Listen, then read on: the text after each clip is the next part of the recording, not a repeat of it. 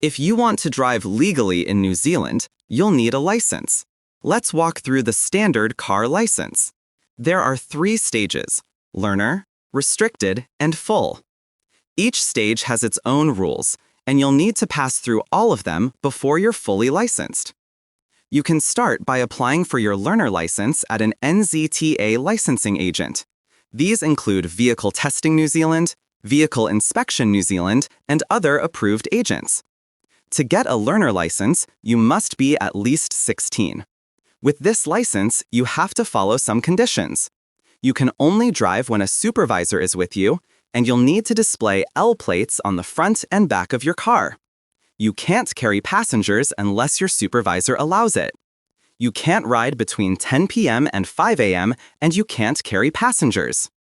When you're ready to apply, go to a licensing agent. Fill out the DL1 form, show proof of identity and address, pass an eyesight check, get your photo taken, and give your signature. You'll also need to pay the application and test fees. The last step is passing the learner theory test.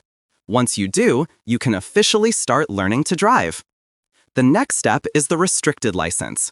You can apply for this once you're at least 16 and a half, and you've held your learner license for at least 6 months. The restricted license has stricter conditions. The process of getting a restricted license is same as the learner's license. Finally, the full license. If you're under 25, you need to be at least 18 and have held your restricted license for 18 months before you can apply. If you complete an approved advanced driving course, you can cut that time down to 12 months and apply as early as 17 and a half. If you're 25 or older, you only need to hold your restricted license for 6 months before applying. The steps to get your full license are also the same. Once you pass the practical test, you'll hold a full New Zealand license with no stage restrictions.